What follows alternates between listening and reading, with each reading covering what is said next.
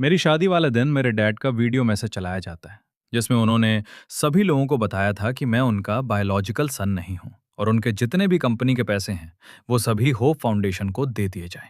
ये बात सुनकर मुझे भी शौक लगता है, मेरे होने वाली वाइफ को ही। और सभी लोग फिर मेरा मजाक उड़ाने लग जाते हैं और कहते हैं कि अच्छा तो तुम उसके अडॉप्टेड सन हो। और वो मेरी होने वाली वाइफ का भी मजाक उड़ाने लग जाते हैं कि वो एक ऐसे बंदे के साथ शादी कर रही है जिसके पास फूटी कौड़ी नहीं है। मुझे ये सब सुनकर बहुत गुस्सा आता है, तो मैं जाकर उस वीडियो को बंद करता हूँ। मेरा ब्रदर लाबी शादी में आया हुआ था और फिर वो अपनी बहन की शादी मेरे से करवाने से मना कर देता है। उसकी मॉम आती है और पूछती है कि क्या मैं ब्राइड की प्राइस पे कर सकूंगा, जो कि 2 लाख जवान थी। तो मैं उन्हें बताता हूँ कि वो तो ऑलरेडी मैंने फीफी को दे दी थी। लेकिन मेरी मदर इन लॉ कोई भी सुनने को तैयार नहीं थी और कहती हैं कि वो मुझे अपनी बेटी दे रही हैं, तो 2 लाख जवान तो मुझे पे करने ही होंगे। उनकी बातें सुनकर अब मुझे भी गुस्सा आ गया था। मैं उन पर चिल्लाता हूं और फिर काम डाउन होते हुए अपनी होने वाली वाइफ हीफी से पूछता हूं कि क्या वो मेरे से शादी करेगी। लेकिन वो मुझसे शादी करने से मना कर देती है। मुझे ये सुनकर बहुत गुस्सा आता है। मैं कैमरे को तोड़ता हूं, उसके भाई की पिटाई करता हूं, तो वो मेरे ऊपर ही हाथ उठा देती है और मुझे कहती है कि मैं एक गरीब बंदा हूं, तो वो भला मेरे से क्यों शादी करेगी। मुझे मेरी औकात में रहना चाहिए। तभी एक बंदा माइक पकड़ता है और वो कुछ अनाउंस करने वाला था कि तभी फिर हम कुछ और हेलीकॉप्टर्स को देखते हैं। वो वहां आते हैं। उनमें से एक लड़की बाहर निकलती है। उसका नाम लिनवेंग था। वो ऑनर ग्रुप की सीईओ थी और इतनी जांग उम्र में वो बिलियनर बन गई थी।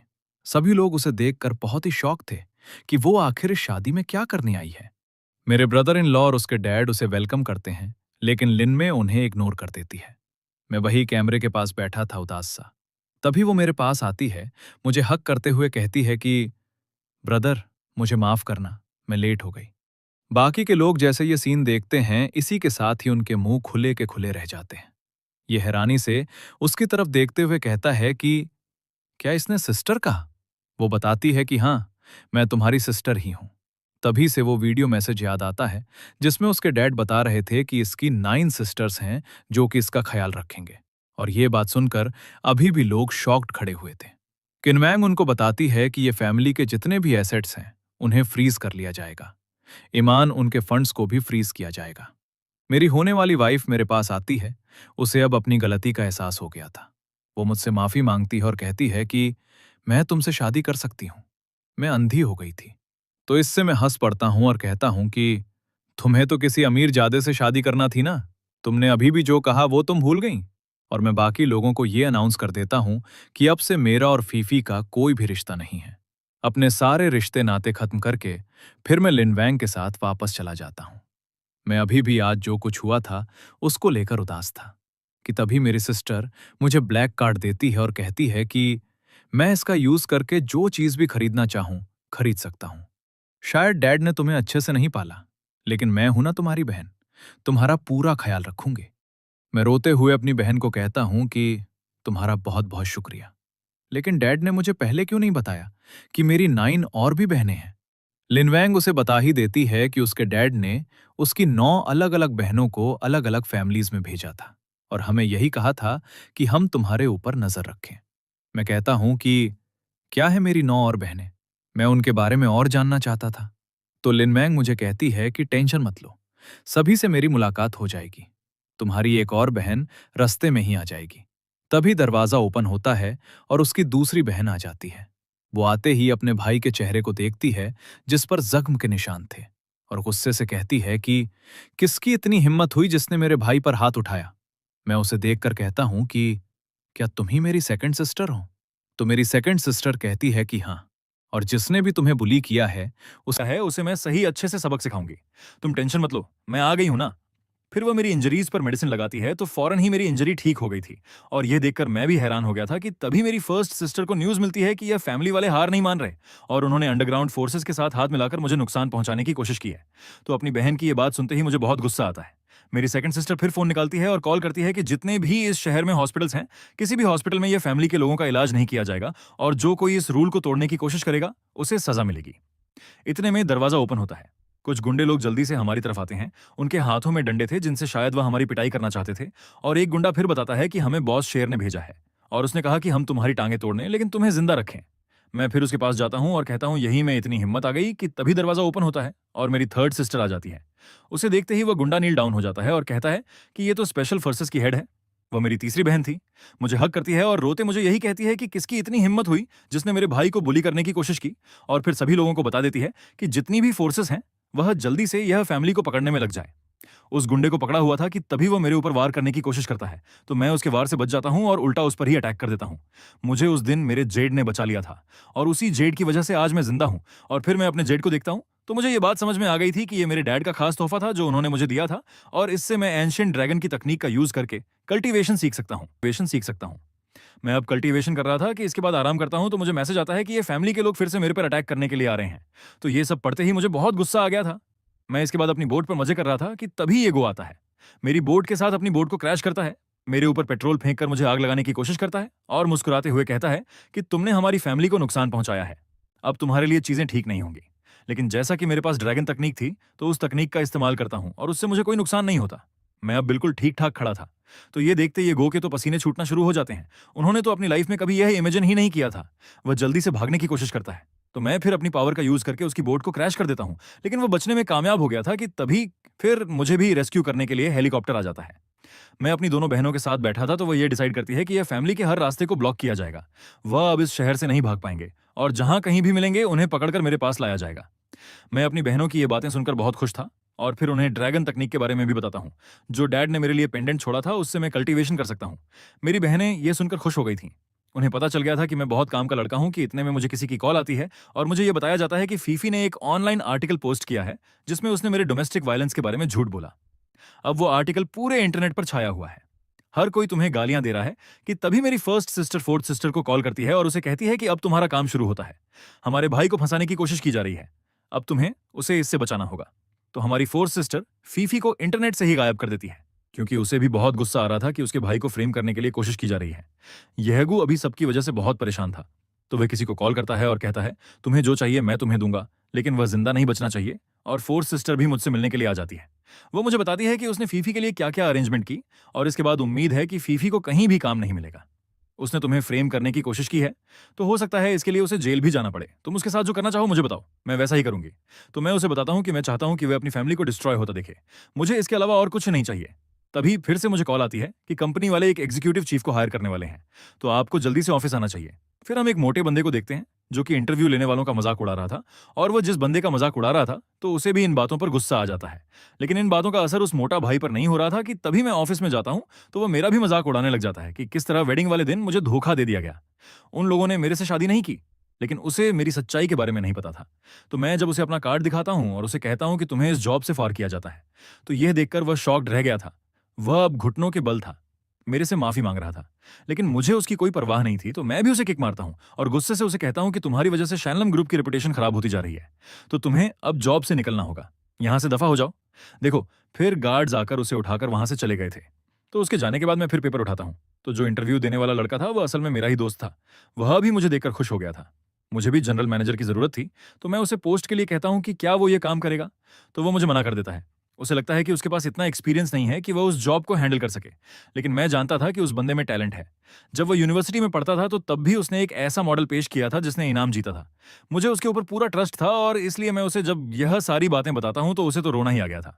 अब वह उस जिम्मेदारी को लेने के लिए तैयार हो गया था। अब वह फिर अपने काम पर लग जाता है और मुझे कहता है कि मैं इस पूरे की असेसमेंट लगाऊंगा और फिर उसकी एक रिपोर्ट तैयार करूंगा। फिर तभी एक लड़की आती है और उसे बताती है कि फीफी नीचे है और वह आपसे मिलना चाहती है। मेरी सिस्टर भी आ जाती है। मैं तो उसे भेजना चाहता था, लेकिन वह कहती है कि हम देखें तो सही कि इस बार वह कौन सा नया तरीका यूज करेगी। नीचे वह रो रही थी। उसके हाथ में एक रिपोर्ट थी और कह रही थी कि मैं तुम्हारे बच्चे से प्रेग्नेंट हूं, और यह बात उसने मीडिया वालों के सामने कही थी। मेरी बहन ये देखते हुए कहती है कि लगता है कि वे कोई भी मौका नहीं छोड़ेगी तुम्हें जलील करने का। तो मैं भी कहता हूं कि अगर वह भी एक्ट कर रही है तो फिर मुझे भी अब एक्ट करना होगा। मैं फिर अपनी बहन के साथ नीचे जाता हूं, तो उससे पूछता है क्या यह सच है, तो वह हमें बताती है कि हाँ, यह सब सच है। तभी मैं एक ऑडियो सुनाता हूं जिसमें वह किसी से बात कर रही थी और उसने इस प्रेगनेंसी की रिपोर्ट को वो फौज किया था। मतलब वो असल में प्रेग्नेंट नहीं थी, वह झूठ बोल रही थी और इसमें कुछ डॉक्टर्स भी इसके साथ मिले हुए। तो यह सब सुनते ही वह तो वहीं बेहोश हो जाती है। फिर मेरी बहन मीडिया वालों को बता देती है कि जैसा कि इसका झूठ सामने आ चुका है तो फिर आगे की कार्रवाई की जाएगी, और फिर कुछ लोग फीफी को पकड़ लेते हैं। और इसी के साथ ही अब हर तरफ फीफी के ही चर्चे थे। हर कोई फीफी के बारे में जान रहा था। वह कितनी फेक थी, हर बंदे को पता चल गया था। फिर उसकी सेकंड सिस्टर आती है और वह यही बताती है कि हमने उस वीडियो ट्यूब को दोबारा से जोड़ा। तुम्हारे डैड का एक और मैसेज था। तो उस डैड उसे यही कह रहे थे कि मैंने 20 साल तक इंतजार किया कि तुम कब बड़े हो गए और ताकि मैं तुम्हारे अंदर ड्रैगन ब्लड लाइन को देख सकूं। तुम्हारी बाकी के जो टॉप 9 सिस्टर्स हैं, उन्हें भी मैंने अडॉप्ट किया था तुम्हारी तरह और उन्हें अलग-अलग फैमिलीज में भेज दिया था ताकि वो उधर जाकर खुद को ग्रो करें और बाद में तुम्हारे काम आ सकें। मैंने वो पैसे इसलिए डोनेट किए थे क्योंकि उन पैसों की तुम्हें कोई जरूरत नहीं थी। मैं ये चीजें तुम्हें दे रहा हूं, ये उन पैसों से ज्यादा कीमती हैं। उनके हाथ में एक बॉक्स था जिसमें उसने ये कहा था कि इससे तुम्हें पता चल जाएगा कि तुम्हारी असल में फैमिली कौन सी है। मैंने इसे एक माउंटेन में छुपा दिया है। तो तुम जाकर इसे ढूंढो और जब तुम अपने ड्रैगन की पावर्स को अवेकन करोगे तो तब लीफ फैमिली तुम्हें ढूंढने के लिए आएगी। तो तुम्हें उनसे बचना होगा।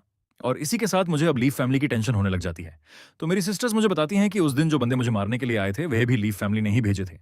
इसी के साथ ही मुझे फिर कॉल आती है और मुझे यही बताया जाता है कि अगर मुझे अपने असली पेरेंट्स के बारे में जानना है तो मुझे उनसे मिलने के लिए माउंटेन्स पर आना होगा और अगर तुम किसी को अपने साथ लेकर आए हैं तो फिर अपने पेरेंट्स की सच्चाई के बारे में भूल ही जाओ। तो ये सुनकर मुझे बहुत गुस्सा आता है। तो उन लोगों की ये बातें सुनते ही मुझे बहुत गुस्सा आता है। ये बात तो मैं जान चुका था कि उन्होंने जरूर वहां पर कोई ट्रैप बिछाया होगा, लेकिन जो भी हो मुझे उसके लिए उनसे मिलने के लिए तो जानना ही था। जब मैं उनसे मिलने के लिए माउंटेन्स पर जाता हूँ तो ये बात तो पक्का थी कि वहां बहुत खामोशी थी। कोई ना कोई ट्रैप जरूर होगा, कुछ तो गलत है। जैसे ही मैं फिर एक कमरे में एंटर होता हूं तो फिर उसी बॉक्स पर मेरी नजर पड़ी थी जो कि मेरे डैड ने छोड़ा था। उसी के साथ ही कुछ लोग मेरे ऊपर भी अटैक करते हैं। तो ड्रैगन की पावर का इस्तेमाल करके मैं उनके पहले अटैक से बच गया था। तो सामने वाली फैमिली का बंदा खड़ा था और वह फिर मुस्कुराता है, क्लैपिंग करता है। मैं गुस्से से उसे कहता हूं कि मुझे बताओ कि मेरे बायोलॉजिकल पेरेंट्स कहाँ हैं। तो वो ली फैमिली वाला बंदा मुझे यही बताता है कि 20 साल हो गए, हो सकता है तुम्हारे पेरेंट्स मारे जा चुके हों। ये बात मैं समझ गया था कि शायद उसने मेरे पेरेंट्स को मार दिया है। और जब इसके बारे में मैं उस बंदे से पूछता हूं तो वो बंदा मुझे यही बताता है कि हाँ, उनके ऊपर जो ड्रैगन के टैटूज थे वो मेरे बहुत काम आए और उस वक्त तो तुम भागने में कामयाब हो गए थे, लेकिन अब ऐसा नहीं होगा। और वह मुझे ये कहता है कि मेरे पास जो ड्रैगन की कोर मौजूद है वह मैं उसे दे दूं, वरना वो लोग मुझे मार देंगे। मुझे भी फिर गुस्सा आ जाता है। मैं फिर अपनी पावर्स को एक्टिवेट करता हूं ताकि उनके साथ फाइट कर सकूं। खैर, उसके लंटर पंटर को तो मैं मार देता हूं और फिर उसी के साथ फाइट कर रहा था कि तभी मेरी थर्ड सिस्टर आकर अली फैमिली के बंदे पर अटैक कर देती है, जिससे वह इंजर्ड हो गया था। मेरी अब चारों सिस्टर्स आ गई थी। तो ये देखते ही वो वहां से भाग जाता है और इसी के साथ ही फिर वो उस बॉक्स को ओपन करता है जिसमें एक पेंडेंट था। मैं फिर अपनी मीटिंग में बैठा हुआ था कि तभी मुझे किसी की कॉल आती है तो पता चलता है कि मेरी कंपनी के डाटा को हैक कर लिया गया है। तो इस सब से बचाने के लिए मेरी फिफ्थ सिस्टर आ जाती है और जल्दी से मेरे डाटा को रिकवर करने की कोशिश करती है और मुझे कहती है कि किसकी इतनी हिम्मत हुई जिसने मेरे भाई की कंपनी के डाटा को हैक करने की कोशिश की। और थोड़ी देर के बाद वो पता लगा लेती है कि इसके पीछे भी ली फैमिली का ही हाथ है। और मेरी बहन ने फिर ली फैमिली के काले करतूतों के बारे में भी पता लगा लिया था कि वो कौन कौन से काम कर रहे हैं। अब तो मेरी बहनें उनसे पंगा लेना चाहती थी, उनसे बदला लेना चाहती थी कि तभी वो मुझे एक और इन्फॉर्मेशन भी देती हैं कि मेरी फैमिली के डेथ के पीछे कल्टीवेशन ग्रुप का हाथ था। सिर्फ ली फैमिली नहीं है, और भी ग्रुप्स हैं। तो ये सब सुनते ही मुझे पहले से भी ज्यादा गुस्सा आ गया था। और तभी फिर हमें न्यूज मिलती है कि मेरी सेकंड सिस्टर को उन लोगों ने किडनैप कर लिया है और उससे वो लोग बदला लेना चाहते थे। ये हेगू का यह सारा प्लान था। हेगू फिर उस पर अटैक करने के लिए आता है तो वह मुस्कुराते हुए कहती है, तुम लोगों को लगता है कि तुम मुझे कोई नुकसान पहुंचा पाओगे। मेरी बहन फिर नीडल्स का इस्तेमाल करके उन सभी को बेहोश कर देती है। और फिर उस मेरी बहन के बारे में उन लोगों को यह पता चलता है कि वह सीक्रेट मार्शल आर्टिस्ट भी है। वो लोग सिर्फ उसे डॉक्टर समझने की गलती कर रहे थे कि फिर पुलिस वाले आकर उन लोगों को पकड़ लेते हैं। और इसी के साथ ही फिर मेरी सेवन सिस्टर आ गई थी और वो मुझे बताती है कि उन फैमिलीज के खिलाफ उसके पास सबूत मौजूद है, तो इनका यूज करके वो उन्हें जेल भिजवाएगी। तो ये सब देखते ही मुझे तो रोना ही आ गया था। मेरी सेवन सिस्टर कहती है कि जो कोई भी तुम्हें बुली करेगा हम उसे नहीं छोड़ेंगे। तो तभी फिर उसे न्यूज मिलती है कि उन फैमिली ने मिलकर उसके डैड के घर पर हमला किया और उन्होंने उसके कॉफिन को डग आउट कर लिया। ये फिर अपने घर जाता है। वह टूटा फूटा हुआ था और ये सब देखकर इसे बहुत ही गुस्सा आ रहा था। ये अब जल्द से जल्द उनसे बदला लेना चाहता था और मेरी बहन जल्दी पता लगा लेती है कि वह असल में मैप के पीछे थे। अब मैप उनके पास आ जाएगा तो वह उसका गलत यूज करेंगे। और यह सब बताने वाली मेरी एट सिस्टर थी। वह जानती थी कि मैप का यूज करके वह उस जगह पहुंचने की कोशिश करेंगे। उसके पास भी उस जगह का मैप था। तो मैं ये देखकर हैरान ही खड़ा था कि मेरी एट सिस्टर के पास वो मैप कहां से आ गया। तो मेरी एट सिस्टर बताती है कि डैड ने उसे मैप को कॉपी करने का कहा था। तो ये मेरे पास उसकी काफी वर्षन है। हम लोग भी फिर मैप का इस्तेमाल करके उस जगह पहुंचने की कोशिश करते हैं और मेरी बहन इसमें मुझे पूरा सपोर्ट कर रही थी। हम लोग एयरप्लेन में उस जगह जा रहे थे कि तभी एक मिसाइल हमारे एयरप्लेन के साथ आकर हिट करता है और फिर हम एक जगह क्रैश कर जाते हैं। तो वह जगह नाइन सिस्टर की थी। नाइन सिस्टर भी मुझे मिलकर बहुत खुश होती है और इमोशनल हो जाती है। फिर मेरी नाइन सिस्टर एक रूम में लेकर जाती है जिधर उन लोगों की एक्टिविटीज के ऊपर उसने पूरी नजर रखी हुई थी कि तभी ये सुनते ही फिर मुझे भी अंदर पेन होने लग गया था। दूसरी साइड हम ली फैमिली के बंदे को देखते हैं जो कि शायद अपने मास्टर से बात कर रहा था और कहता है कि जब गेट्स ओपन होंगे तो उसके बाद ही हमें ड्रैगन से रिलेटेड हर चीजें मिल जाएंगी। और उसने भी अपने लोगों के साथ अब पक्का कर लिया था कि वो मुझे मार के ही रहेंगे। उसने भी बहुत सारे गुंडों का इंतजाम किया हुआ था। तो मैं फिर उससे मिलने जाता हूँ। तो मुझे देखकर वो खुश हो गया था और कहता है कि आज तुम फाइनली मरने के लिए आ गए। तो मैं उस पर गुस्सा करते हुए कहता हूँ कि तुमने मेरे फैमिली के कब्र को खोदने की कोशिश की तो तुम्हारी खैर नहीं। मुझे वो लोगों पर बहुत गुस्सा आया हुआ था। तो ड्रैगन की पावर्स का इस्तेमाल करके मैं उन पर अटैक करता हूँ, उन्हें मारता रहता हूँ। और जैसा कि गेट ओपन हो चुका था तो तभी ही होली फैमिली वाला बंदा छुपके से उस गेट में एंटर हो जाता है और फिर गेट बंद हो जाता है। मेरी बहनें अंदर नहीं आ सकती थीं क्योंकि वहां पर सिर्फ ड्रैगन की ब्लड लाइन वाले ही जा सकते थे। उनके पास ड्रैगन की ब्लड लाइन नहीं थी। फिर मैं भागा भागे कैसे रूम में जाता हूँ जहां मेरे मॉम और डैड की सिमेंट्रीज थी। मैं वहीं नील डाउन होता हूँ और उन्हें कहता हूँ कि उनकी मौत का बदला जरूर लूंगा। कि तभी फिर मुझे मेरे डैड की फुटेज मिलती है जिसमें वह यह कहते हैं कि जब तुम्हें यह फुटेज मिलेगी तब तक हम दोनों मर चुके होंगे। शायद तुम ही ड्रैगन ब्लड लाइन के आखिरी बंदे हो। बाकी लोग इसे नुकसान पहुंचाना चाहते हैं लेकिन हमें इसकी हिफाजत करना होगी। मेरे बेटे, इसके लिए हमने तुम्हारी 9 सिस्टर्स को भी तैयार किया ताकि वह तुम्हारी मदद कर सके। तुम ही अब उस ड्रैगन सील को ओपन कर सकते हो। जैसे ही मेरे डैड का मैसेज डिसअपीयर होता है कि तभी ली फैमिली वाला बंदा मेरे पर अटैक करने आ जाता है। लेकिन इस बार भी मैं फुल गुस्से में था तो फुल पावर का यूज करके उस पर अटैक करता हूं और उसे मार देता हूं। उसे मारने के बाद फिर मैंने ड्रैगन लॉर्ड के इनहेरिटेंस को एक्सेप्ट कर लिया था और मैं पहले से भी ज्यादा पावरफुल बन गया था। और अब से मैं नया ड्रैगन लॉर्ड बन जाता हूं। मुझे अब ड्रैगन डोमेन की हिफाजत करना थी। मुझे अपनी सिस्टर्स की हिफाजत करना थी और ब्लैक अलाइड साइंस को मुझे अब खत्म करना था। और जैसे ही मैं बाहर आता हूं तो मेरी बहनें मुझे देखकर खुश हो गई थीं और मैं भी फिर उन्हें बताता हूं कि अभी हमारा काम अधूरा है। उसे पूरा करना है कि फिर मुझे खबर मिलती है कि ब्लैक ग्रुप के लोगों ने मेरे दोस्त को पकड़ लिया है और अगर मुझे उसे बचाना है तो खुद ही उसे बचाने के लिए जाना होगा। मेरी बहन इसके बारे में डिस्कस करती है कि अगर हमने कोई भी थोड़ी सी गलती की तो इससे मेरे दोस्त की जान जा सकती है। तो हमें आगे एहतियात से काम लेना होगा। मैं फिर अपनी बहनों को बताता हूँ कि यह बात मैं भी जानता हूँ कि उन्होंने मेरे लिए ट्रैप बिछाया हुआ है, लेकिन फिर भी मुझे जाना होगा। मैं अपनी बहनों को यह भी समझाता हूँ कि अब मैं ड्रैगन लॉर्ड हो गया हूँ, तो अब ब्लैक अलायंस के लोग मुझे ज्यादा नुकसान नहीं पहुंचा पाएंगे। तो मेरी सिस्टर्स भी कहती हैं कि अगर मुझे जाना है तो मुझे नहीं रोकेंगे, लेकिन वह भी साथ चलेंगे। और दूसरी साइड पवेलियन के लोगों ने भी पूरा जाल बिछाकर रखा हुआ था कि मुझे जिंदा नहीं जाने देंगे। मैं फिर जैसे जाता हूं तो देखता हूं कि मेरे भाई को उन्होंने बांधा हुआ था। उसकी हालत खराब थी। वो मुझे वार्न करता है कि ये एक ट्रैप है। तो मैं उसे कहता हूं कि तुम परेशान मत हो, इन्हें मैं हैंडल कर लूंगा। मैं उन विंडो के साथ फाइट कर रहा था कि तभी उनका बॉस मुझे ब्लैकमेल करता है कि अगर एक और मूव किया तो वो मेरे दोस्त को मार देंगे। तो तभी मैं उसे वो मैप देने ही वाला था कि मेरी सिस्टर्स आ जाती हैं और उस मामले को संभाल लेती हैं। उस बंदे ने उधर बॉम्ब्स लगाए थे और उनके टाइमर को ऑन कर देता है। तो मैं फिर अपनी पावर का यूज करके डोमेन को बढ़ाता हूं और उस ब्लास्ट से अपने दोस्त और बहन को बचा लेता हूं। तभी उसके बाद हमें पता लगता है कि इस ब्लैक पवेलियन को चलाने वाला कोई और नहीं बल्कि वह बंदा था जिसने मुझे अडॉप्ट किया था। वो मेरे डैड थे। फिर कॉल पर मेरी उनसे बात होती है। मैं कहता हूं कि आप तो मर चुके थे, आप कोई और हैं। तो वो बताते हैं कि नहीं, मैं ही हूं। मैंने अपने हाथों से तुम्हारे पेरेंट्स को मारा था। ये बात सुनकर मैं तो शॉक्ड रह जाता हूं।